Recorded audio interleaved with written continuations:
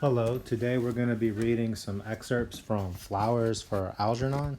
Okay, they're progress reports, a sort of diary that the scientists encouraged Charlie to keep as part of their study. Okay, so I'm going to read progress reports 1 through 8, and you can go ahead and scroll through in the video to the necessary progress reports you need to read and understand so that you can complete the assignments given to you by your teacher.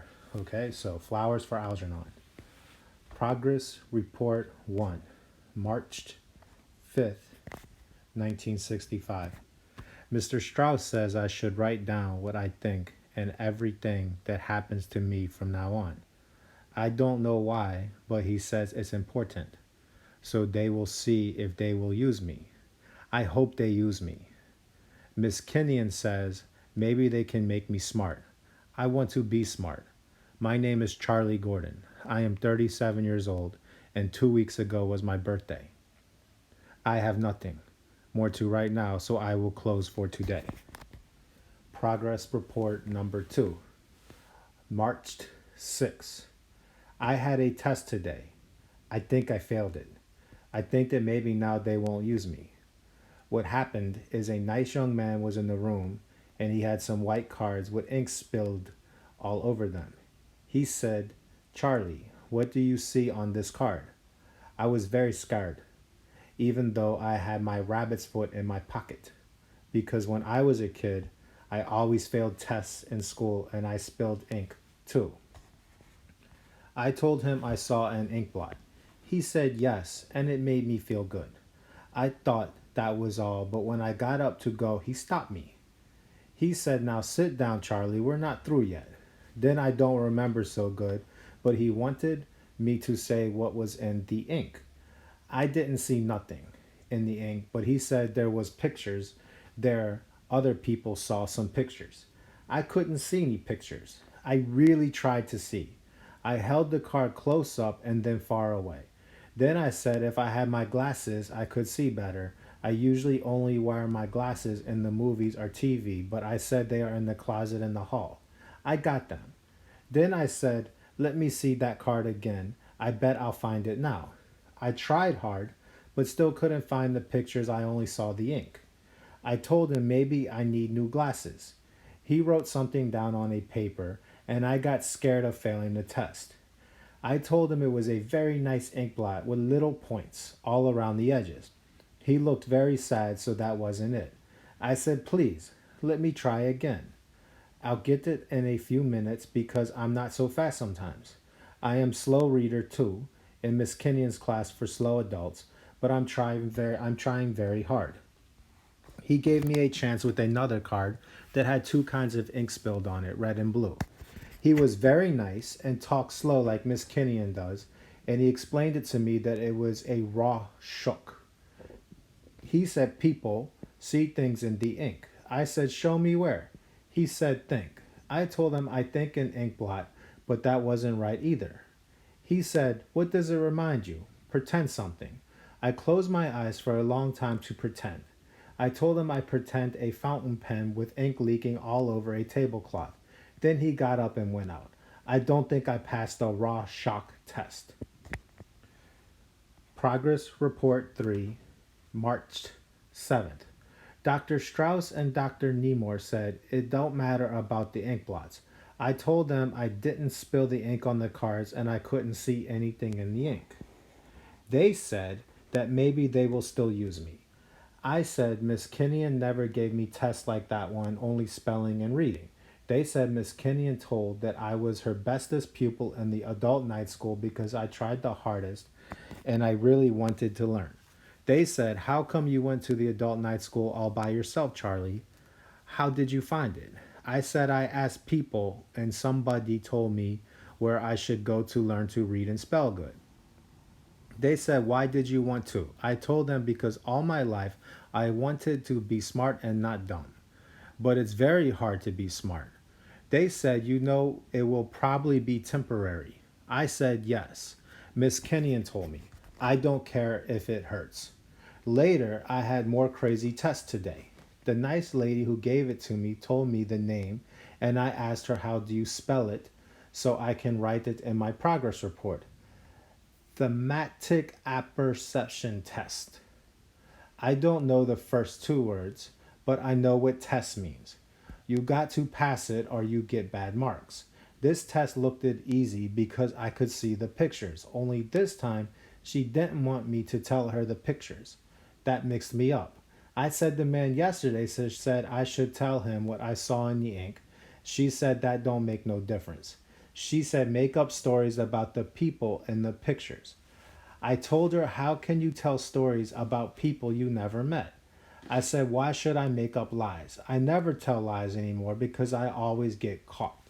She told me this test and the other one, the Rorschach test, was for getting personality. I laughed so hard. I said, how can you get that thing from ink blots and photos? She got sore and put her pictures away. I don't care. It was silly. I guess I failed that test too.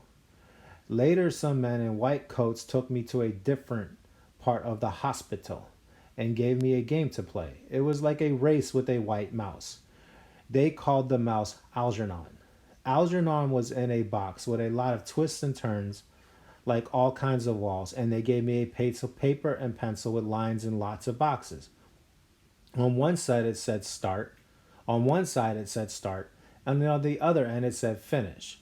They said it was amazed, and that Algernon and me had the same amazed to do. I didn't see how we could have the same amazed if Algernon had a box and I had a paper, but I didn't say nothing. Anyway, there wasn't time because the race started. One of the men had a watch. He was trying to hide so I wouldn't see it, so I tried not to look, and that made me nervous. Anyway, that test made me feel worser than all the others because they did it over 10 times with different amazes. And Algernon won every time. I didn't know that mice were so smart. Maybe that's because Algernon is a white mouse. Maybe white mice are smarter than other mice. Progress report for March 8th. They're going to use me. I'm so excited I can hardly write. Dr. Nemor and Dr. Strauss had an argument about it first. Dr. Nemor was in the office when Dr. Strauss brought me in. Dr. Nemor was worried about using me, but Dr. Strauss told him Miss Kenyon recommended me the best from all the people who she was teaching. I like Miss Kenyon because she's a very smart teacher, and she said, Charlie, you're going to have a second chance. If you volunteer for this experiment, you might get smart. They don't know if it will be permanent, but there's a chance.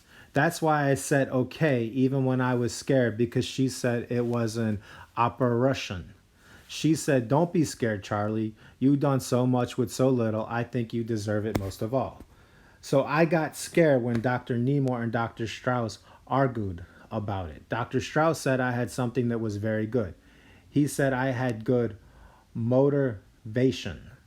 I never even knew I had that. I felt proud when he said that not everybody with an IQ of 68 had that thing. I don't know what it is or where I got it, but he said Algernon had it too. Algernon's motivation is the cheese they put in his box, but it can't be that because I didn't eat any cheese this week. Then he told Dr. Nemor something I didn't understand, so while they were talking, I wrote down some of the words. He said, Dr. Nemor, I know Charlie is not what you had in mind as the first of your new breed of intellect. Couldn't get the word. Superman. But most people of his low ment are host and uncoup. They are usually dull, apath, and hard to reach. He has a good nature. He's interested and eager to please. Dr. Nemor said, remember, he will be the first human being ever to have his intelligence tripled by surgical means. Dr. Strauss said, exactly. Look at how well he's learned to read and write for his low mental age. It's a great achieve as you and I learning Einstein's theory of validity without help. That shows the intense motivation. It's compared a tremendous achieve. I say we use Charlie. I didn't get all the words, and they were talking too fast, but it sounded like Dr. Strauss was on my side and like the other one wasn't. Then Dr. Nemor nodded. He said, "All right, maybe you're right. We'll use Charlie." When he said that, I got so excited, I jumped up and shook his hand for being so good to me. I told him, "Thank you, Doc. You won't be sorry for giving me a second chance." And I mean it. Like I told him, after the operation, I'm going to try to be smart. I'm gonna try awfully hard. Progress ripped 5 March 10th. I'm scared. Lots of people who work here and the nurses and the people who have gave me the test came to bring me candy and wish me luck. I hope I have luck. I got my rabbit's foot and my lucky penny and my horseshoe. Only a black cat crossed me when I was coming to the hospital. Dr. Strauss says, "Don't be superstitious, Charlie. This is science." Anyway, I'm keeping my rabbit's foot with me. I asked Dr. Strauss if I'll beat Algernon in the race after the operation, and he said maybe. If the operation works, I'll show that mouse I can be as smart as he is, maybe smarter. Then I'll be able to read better and spell the words good and know lots of things and be like other people. I want to be smart like other people.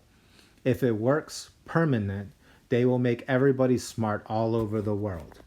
They didn't give me anything to eat this morning. I don't know what that eating has to do with getting smart.